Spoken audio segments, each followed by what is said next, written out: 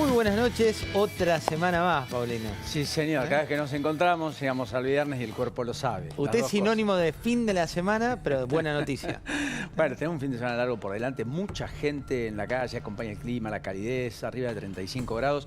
En algunos lugares, eventualmente, está cediendo el viento, llega la lluvia en la Patagonia. Mendoza, temperaturas extremas. Dicen que entra una ola de frío que podría eventualmente bajar la temperatura.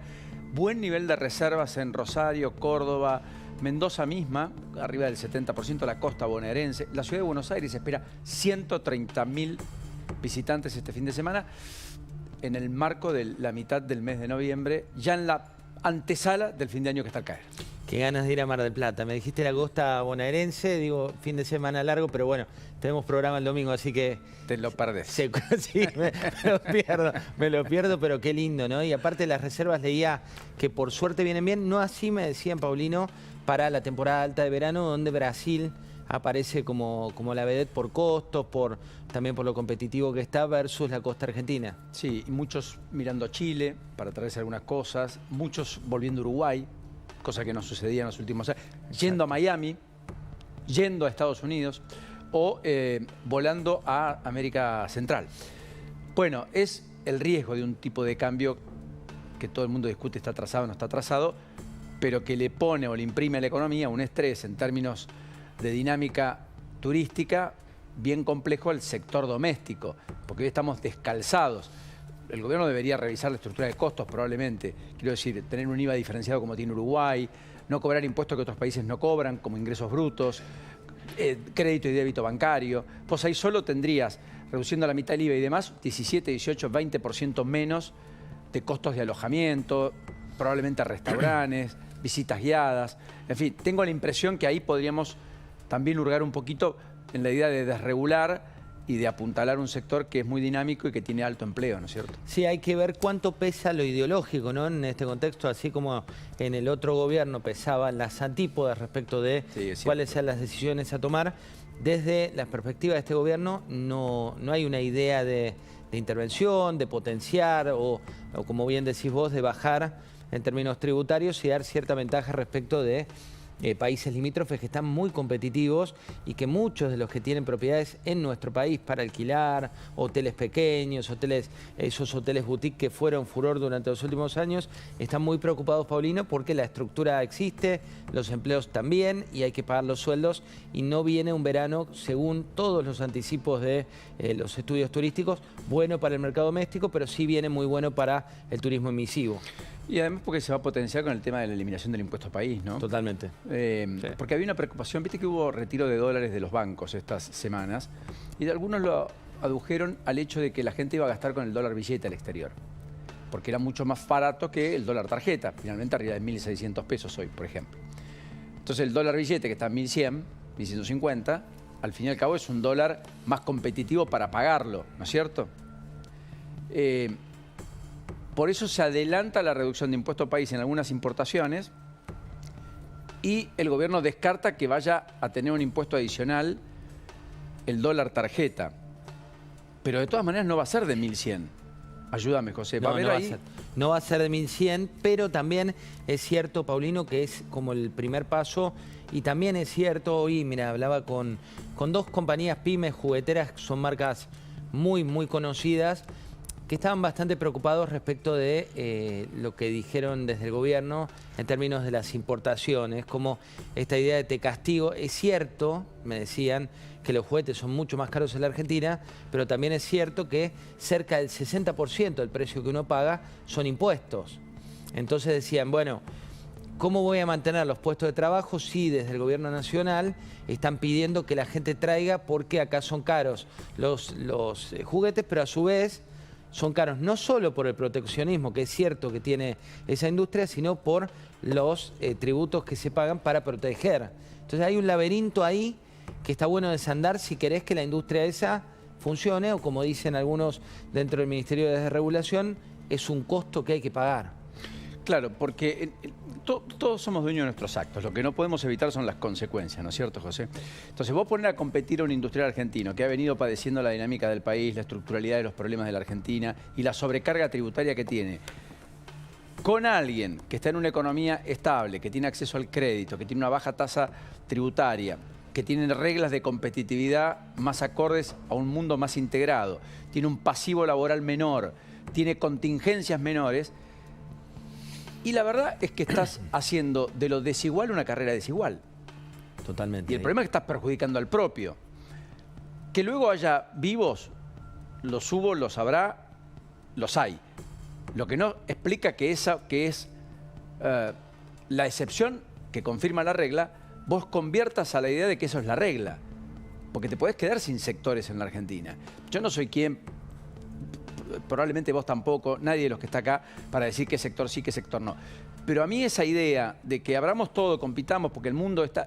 Y no pasa en el mundo. No pasa en los Estados Unidos, primero y fundamentalmente. No, al revés, te diría que el mundo, Claro, después de haber ido a una ola así, y esto es independiente de lo que hablamos de los extremos gobernando en varios países del mundo, hoy el mundo tiende más a un proteccionismo de sus industrias estratégicas y tiende más a mirar con un sentido de contraprestación de lo que vos das y lo que te dan otros países. Digo, que eso es muy distinto a lo que se está planteando en nuestro país de vamos y abramos.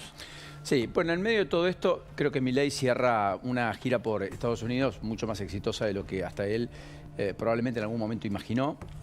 Ustedes Muy exitosa, es así. Sí, ustedes lo recorrían durante el transcurso de la noche y la verdad que ya la definición que compartíamos anoche de Trump sobre él, diciéndole que tu trabajo en la Argentina es increíble, como dijo la comitiva argentina y lo reflejaba La Nación hoy, digamos, fue algo fuera de este mundo. Para Milei, para Karina Milei, para Huerta, fue más de lo que fueron a buscar. Esta es la verdad. Y aparte, Paulino, estas imágenes que vemos tampoco son tan habituales. Hoy miraba, viste que a veces con un sentido endogámico vos decís, bueno, desde el gobierno nacional dicen estamos exportando tal o cual cosa respecto del Ministerio de Desregulación. Y miraba algunos de los principales noticieros de Estados Unidos hablando justamente de eso. ¿Qué significa la idea de desregular? ¿Qué significa esta idea de un Estado no presencial? ¿Cómo es la fórmula Milei? Cuestiones que son impensadas hablando de una economía como la nuestra, que es una economía muchísimo más chica que la de Estados Unidos, que está siempre entre las principales del mundo. Digo esto porque la contracara en la Argentina parece ser Cristina Fernández de Kirchner, que reaparece el domingo en Santiago del Estero con la CGT regional, sin Kicillof, sin Quintela, sin Jaldo, sin los gobernadores del Norte Grande. Vamos a ver cuántos están en el escenario, si es que hay alguien.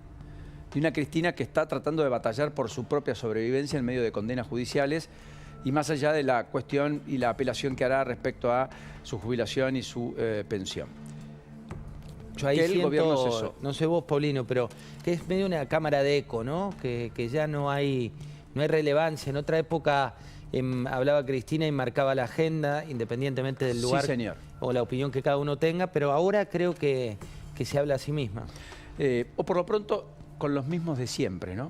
Si no es a sí misma, al menos con los mismos de siempre. Cada vez más chiquito el espacio. Pero no es menor el tema. Jaldo terminó rompiendo con un sector del peronismo kirchnerista. En Tucumán finalmente se confirmó que va a haber un bloque de concejales en la ciudad capital que cambia de nombre, va a dejar el tradicional Unión por la Patria para denominarse bloque peronista. Va a tener 8 integrantes y son los que se referencian con Jaldo, insisto, el gobernador, en una ciudad capital que el peronismo recuperó para sí, con Roxana Chala como intendente. En ese norte grande al cual va Cristina, por eso lo termino linkeando, porque da la impresión que muchos ya empezaron a escindirse, independientemente de la conducción de Cristina del PJ a nivel nacional y de la reconstrucción que Cristina quiere encarnar y que hay que ver si le da. En el medio, el PRO avanza con la ficha limpia para votarlo en diputados la semana que viene, con cobijo del radicalismo, que es el que también hizo mucha fuerza históricamente. Van a estar muchos peronistas no kirchneristas apoyándolo y efectivamente la Libertad Avanza. O sea que se va a convertir en ley probablemente y rija para el año que viene. Lo cual haría que Cristina no sea candidata o no pueda ser candidata. Proyecto también de eliminación de las PASO, hablando como de esta gran encuesta millonaria por parte del gobierno nacional. Y también este dato que vos planteabas recién, que es información de hoy, con este anuncio pensado en la clase media, así lo planteó el propio ministro de Economía, con esta idea de poder importar aquellas cosas que querés de cara a las fiestas, pero también un dato que la construcción del relato por parte del gobierno nacional está muy cuidado últimamente, que es, esto no es para los ricos, ¿viste? No lo dicen así, pero dicen, no es para el que viaja al exterior. es justamente para el que no puede viajar al exterior, tratar de nivelar la cancha. Creo que ahí hay un aprendizaje respecto al gobierno de PRO con la idea de no gobernamos para una élite, gobernamos para todos, al menos en cuanto a la construcción de la información. Sí, te diría algo más. El gobierno va a empezar a insistir con la idea de que los salarios en dólares están siendo cada vez más altos. Hay un cuadro de Fernando Marul, creo, no sé si lo tenemos, que es elocuente al respecto. El gobierno va a empezar a decir que hay argentinos que hoy en dólares empiezan a sentir que su salario vale, aunque compren lo mismo o menos de lo que compraban hace un año. Porque efectivamente eso está ocurriendo. Acá está lo de, mira, el dólar blend, importador, el MEP. Esto tiene que ver con, efectivamente, la idea de que se termina el cepo. Pero con un dólar a 1000 y acuerdos paritarios que te llevan en pesos los salarios 2, 3, 4% todos los meses arriba, con un dólar que bajó de 1.500, en dólares, en los últimos 6 meses, vos recompusiste ingresos en dólares. No significa poder de compra, esto no es fácil de entenderlo, pero sí hace que alguien que gastaba 100 dólares, 150.000 pesos para comprar algo en la Argentina, pueda hoy pensar en comprar algo del exterior por lo mismo o menos plata. Está bueno poner el punto de lo que vos decís de porque es una particularidad de esta época. Habitualmente cuando vos tenías esta foto, es cierto que en los 90 también pasó, esto te da mayor poder adquisitivo en el exterior, pero como en el mercado doméstico vos tenés todo el impacto de tarifas y de servicios, el sueldo que es mayor en términos nominales no te está siendo mayor en términos reales. Por eso es que hay una mejora de lo que vos ganás en dólares, pero también como ahora los servicios, las tarifas, muchos de los colegios y demás actualizaron por encima de lo que se revalorizó el tipo de cambio, tenés que tu plata por ahora vale menos. En la mirada del gobierno, esto es una fake news, pero en la mirada del poder adquisitivo, seguramente mucha gente que nos está mirando se da cuenta que como había parte de esas tarifas que estaban en dólares y habían sido congeladas y ahora van actualizándose, te pasa cuando cobras y hasta cuándo llega el sueldo, que no es hasta fin de mes. De hecho, si algo lo explica también, como bien lo marcás, es el consumo masivo, que Sentia confirma que en octubre cayó 20,4% en términos interanuales. Es una caída muy grande, 20,2%, 20,8% en el AMBA, 20,4% en todo el país, en el interior 20,2%. No es una merma menor, realmente. ¿No es cierto, José? Estoy prestando atención ahí también, no había visto el dato. Tenés octubre 24 versus octubre 23, octubre 24 versus 23. No sé cómo da en el intermensual. Poné la otra a ver placa cómo que da en el teníamos. intermensual. Acá está. A ver. Este es octubre 20, también es siempre interanual. Interanual. ¿Por qué te hago este punto? La verdad es que históricamente y de haber cubierto esto mucho tiempo, yo siempre lo cubrí interanual. Para mí la cifra correcta es la que estás mostrando acá, Paulino. En el gobierno se enoja mucho cuando lo mostramos interanual y te dicen que tenemos que verlo intermensual, que es lo que les da habitualmente mejor. No sé cómo dio el intermensual, pero lo que venía pasando hasta ahora es que el interanual te daba con una caída pronunciada. Lo que te decían en el gobierno nacional es: ojo que estás comparando contra el plan platita de Sergio Massa, ojo que se volcaba todo al consumo, ojo que las tarifas... Porque comprabas dólares. Exacto. Te acopiabas. Exacto. Anticipabas venta. Era otro contexto muy distinto y por eso ellos te dicen que es algo que disiento, que tenés que mirar solo el intermensual. Pero la verdad es que el interanual te da muy mal por el plan platita de Massa y el intermensual hasta ahora les venía dando una mejora que es la que ellos toman como referencia y muchas veces se enojan cuando mostramos el cálculo interanual. Sí, acá la mejora es muy menor. De todas maneras, lo voy a chequear antes de las 12. La vamos a compartir para ser rigurosos en la información, porque está muy bien el punto que marcás, pero que efectivamente en abril pudo haberse frenado esa caída fuerte, violenta que había tenido el consumo, no implica que haya recuperado. Más bien se estancó. Totalmente. Y se estancó abajo, formato de L casi. Por eso las hiperpromociones. Es cierto, cambiaron los hábitos de consumo, es verdad, todo lo que vos quieras. Pero la explicación no termina de convencer. La explicación real es que todavía una parte de los salarios están corriendo por detrás y que efectivamente el empleo formal que se destruyó ha sido compensado parcialmente por un empleo de monotributistas, cuentapropistas, que no siempre tienen los ingresos garantizados. Vos sabés que lo que creo que hay que darle la derecha al presidente de la Nación es en el 2,7% de inflación. ¿Por qué te digo esto? Porque de haber visto a muchos economistas y haber hablado durante el primer semestre con varios de ellos, todos te decían que era imposible perforar, esto que lo dice con cierta bronca, cierta alevosía el presidente de la Nación.